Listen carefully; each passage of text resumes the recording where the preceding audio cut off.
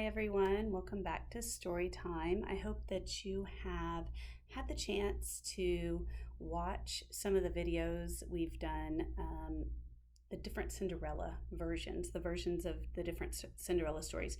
So far what we've done is different versions culturally of this story, and those have been really fun. I really love those. I have a lot of different ones, and if you guys actually know of any that you didn't see on our list, I would love to know what those are as well, because I like to have those and I like to read those over and over. I find them very interesting. Just as an example today, I wanted to show a couple of different things. First of all, so this was my book when I was a child, World's Greatest Fairy Tales, and it is the classic Cinderella, and it is actually the version that has the three nights of the ball, which is the original story from the French original story. Now, I loved this as a child. Of course, for me, I think it was more about the dresses. You guys have seen my outfits. But when it comes down to it, I don't like the idea that she allowed herself to be treated in this way by the people, and still held so much love for them, which is amazing and kind, but I never really understood that part. So the classic fairy tale. And then this is a really neat book, because Delightfully Different Fairy Tales is actually, the story was driven by the illustrator, David Roberts, versus the author. It's usually the other way around. So David Roberts wanted to do a book of fairy tales in a different way, and so he got Lynn Roberts Maloney to write the stories to go with the actual pictures. So Cinderella in this one is an Art Deco fairy tale. The story is actually very, very similar, except for, of course, there are automobiles in it, and the fashion is very interesting. So all of the stories in this book are done in different time periods. So like this one's Art Deco. Rapunzel is a 70s story. Here she is. She's kind of got the flapper look going on there. Here's Rapunzel, a groovy 70s fairy tale. So that's very interesting. So all of these are kind of different versions based on what this illustrator had wanted to do. Mid-century fairy tale, Sleeping Beauty. So those are fun. Then there's a very radically different Cinderella's Stepsister and the Big Bad Wolf. So it's very different, completely different take on the story in any way, and really almost even a completely different story, but based around that. And then we're going to get to one of my favorites, hopefully tomorrow. And today I'm going to read my very favorite versions of Cinderella that aren't one of the cultural versions, which the cultural versions, Mufaro's Beautiful Daughters, is my favorite. But this story comes from this book called Power to the Princess. And so all of these stories have the princesses are not victims, right? They could have been, but they take things into their own hands and get themselves out of those situations in one way or another. Now, there is also a book called High Five to the Hero, which is a version of hero stories for boys, well, for anyone, right? Anyone, but doesn't have the princess element to it. And so today I wanted to read from Power to the Princess, and I wanted to read the story of Cinderella. And I'm not going to sit here and kind of try to read and show the pictures. I will show the pictures along the way. I apologize that you just kind of have to look at me during this story, but I hope you enjoy. There once was a kingdom in which lived all manner of people. Royalty, merchants, artisans, performers, chefs, teachers, doctors, scientists, and many fine people who hadn't quite figured out what they were yet. One whom was Ella. Ella's parents had recently passed away after long illnesses. They had lived noble lives and so were buried near a steadfast hazel tree. Ella was sad to say goodbye to her parents, but she took a small hazel tree seedling and set off. It was time for her to find purpose in a new place. Upon arriving in the city center, Ella planted her hazel tree, then sought work. At home, she had been excellent at organizing and kept everything tidy and clean for her folks in their last days. So when she noticed an advertisement in the town square for a house cleaner, she donned her overalls and off she went to the address listed in the ad. The family, a woman and her two daughters, hired her on the spot. Each day, Ella cleaned floors, dusted surfaces, wiped glass, and tidied steps. The woman and her daughters were terribly demanding. They were always coming up with extra jobs, from fixing squeaky doors to assembling furniture, organizing closets to gluing together broken dishes, which Ella was sure they broke on purpose. It would have been bearable if they'd paid her a living wage. But when they remembered to pay her, which wasn't often, it was just pennies. On top of that, they bullied Ella with cruel names and nasty pranks, writing mean messages on the mirrors. "Enough's enough," shouted Ella after one such instance, and with that, she handed in her notice. Ella didn't want to have another bad employer, so she decided to go into business for herself. She was careful to only take on clients who paid fairly and offered respectful working conditions.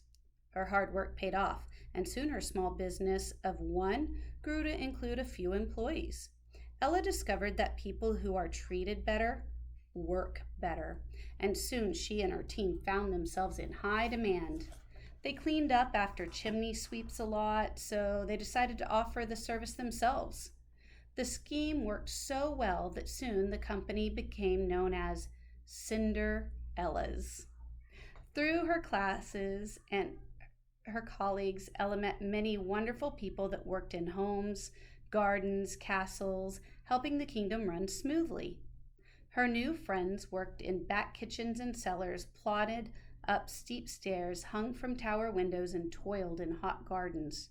They shared their experiences with Ella, the hardships and the rewards.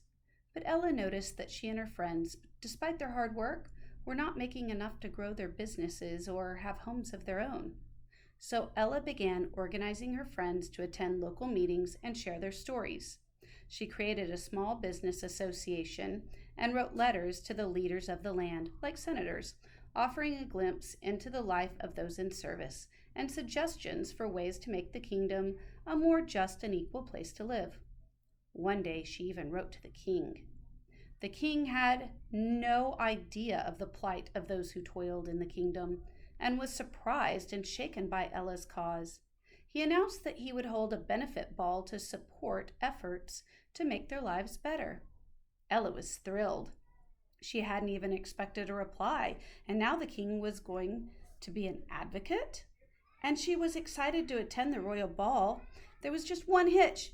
Ella's wardrobe consisted of only work clothes. Tattered overalls, grimy shirts, work boots. These weren't really ball options. All the money Ella made at work went to her business, so she had nothing extra to spend on party attire or hiring a carriage. She was in a real pickle, and when Ella found herself in a pickle, she often found her way to the small hazel tree she had brought with her.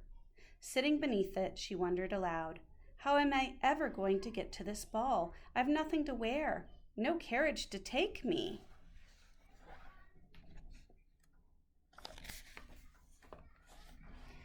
As if to answer her query, a brisk breeze swept through the garden and blew the leaves around, setting a magical moment in motion. For as leaves settled, a most unusual lady was revealed. She had a wild head of hair, several pairs of spectacles, and a glittering wand in her hand. "Do I know you?"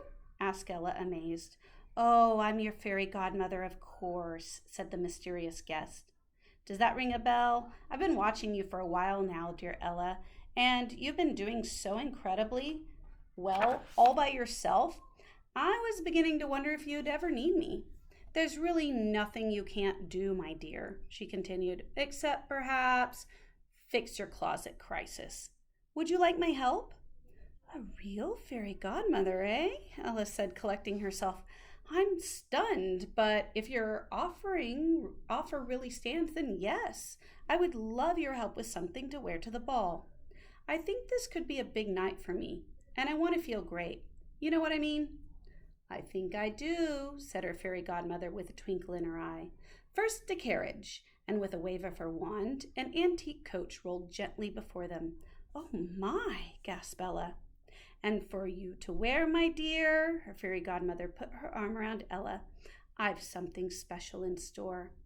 As Ella's fairy godmother withdrew her arm from her shoulder, lovely leaves and aromatic hazelnuts whirled around them both and came to a stop in the shape of a green crown that landed gently on Ella's head. Meanwhile, a spring green dress of Ella's dream length and cut draped her in the softest and lightest of fit. Oh, this is amazing, cried Ella, and I know just what to pair it with.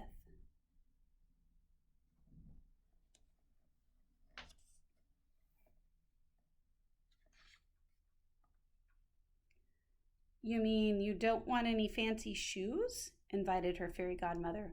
Oh no, I've got just the thing. Ella called back as she darted toward her house. Ella raced to her closet and topped the whole look off with her favorite emerald green shoes. They were perfect for all occasions. Plus, she had never seen anyone else in them, ever. Now zip along, you've got a ball to enjoy, her fairy godmother hurried her into the carriage. And please return everything you borrowed back here to the hazel tree at the end of the night. The tree will be missing its leaves. Ella arrived at the ball looking and feeling brilliant. The music was amazing. Everything smelled delicious, and there was dancing. While her friends set off to mingle, Ella sought out the king to discuss her cause. There turned out to be quite a line, and as Ella waited, she felt a tap on her shoulder. Amazing shoes, princess, said an unfamiliar voice. Ella spun around to come face to face with someone new. A prince, in fact, but Ella didn't notice. She was too distracted by the fact that he was wearing her exact same, one-of-a-kind, or so she thought, shoes. But his were blue. Amazing shoes yourself, Ella finally stammered. I'm Prince, said the prince. I see we have similar tastes. How'd you like to try on the blue version? Prince slipped out of one of his shoes and handed it to Ella. Are you serious? Absolutely. Ella slipped out of one of her green shoes and reached for Prince's blue version, which looked simply super. Prince and Ella chatted the night away while they waited in line for the king. They sang along to the popular songs of the day, shared their interest, and even spoke about matters bigger than themselves, which touched the whole kingdom. I'm visiting from a small, far-off land, and I'm very interested in your kingdom's commitment to care for its workers, Prince explained. I heard it all started with a letter from a local. Can you believe it? I'd love to pick that person's brain. Oh, well, I can tell you some neat facts about that if you'd like, Ella said excitedly, but at just that moment, her name was called for her audience with the king, and she was pulled from the line in haste. We'll catch up after, she called to her new friend as she raced off. Wait, I didn't get your name, Prince called after her. And I have your shoe. But Ella was long gone into the depths of the castle. After a successful conversation with the king, she had just left his chamber when she heard the clock strike midnight. Oh no, she thought to herself, the hazel tree will be missing its leaves. With a last look for her shoe doppelganger, she left the ball. What a shame, she lamented once she was safely in the carriage. It's so rare I meet someone whom I'm so in sync. And by the way, here's what their shoes look like. Ella's and Pren's. The days passed and time marched on. The success of the King's Benefit Ball was felt throughout the kingdom. New laws were introduced that let small businesses flourish. Working conditions improved, and new houses were built. However, Ella felt lonely and longed for someone to celebrate these great milestones with. She wished she knew how to reach Pren's, her new friend and soulmate. Meanwhile, Prinz in his kingdom was feeling the same. He was on the cusp of making positive change in his small corner of the world, yet was missing a partner he could learn from and share the success with. He thought he might have had a glimpse of such a person when he met his amazing shoe twin at the benefit ball, but sadly he didn't know her name nor where to find her. Rather than sit around and pout, Prinz saddled up his horse and started to ask around. The good news was he still had Ella's unique green shoe to help guide the way, and guide the way it did, for everywhere Prinz visited he was told, "No one here has a shoe quite like that, but I've heard of a great woman doing the work you speak of in a kingdom not far from here." Slowly but surely, Prinz made his way to the great kingdom where Ella was busy leading the Business Affairs Council, unifying workers and seeking fairness wherever she saw that things were unjust. And of course, wearing amazing, mismatched shoes. One day, after a particularly prickly town meeting, things don't always go smoothly, even in fairy tale kingdoms. Ella walked home exhausted. As she turned in her gate, something under the hazel tree caught her eye. It was her green shoe. "Prinz, is that you?" Ella called out. "It is indeed," he said as he rose from behind the tree. "Our shoes are finally reunited." "Is that why you came to find me?" asked Ella. "Well, it's not the only reason," Prinz said. "I think we have much more to talk about, more songs to sing along to, and more parties to enjoy. I had to find you." "I'm so glad you did," Ella cheered. "It would have been a lot easier if I'd known your name," Prinz laughed. "It's Ella," she said. "My friends call me Cinderella. There's a story." Prinz and Ella spent every day together after that, working together, getting to know one another's friends and kingdoms, sitting under the hazel tree together, and of course, sharing shoes. When Prinz and Ella eventually married, they moved to a new kingdom where a leader such as Ella was needed. There, she became prime minister and worked tirelessly to raise the minimum wage so that all members of the kingdom could prosper. Her constituents, too, called her Cinderella to honor her first business. It was the start of a life in leadership, service, and seeking justice for all.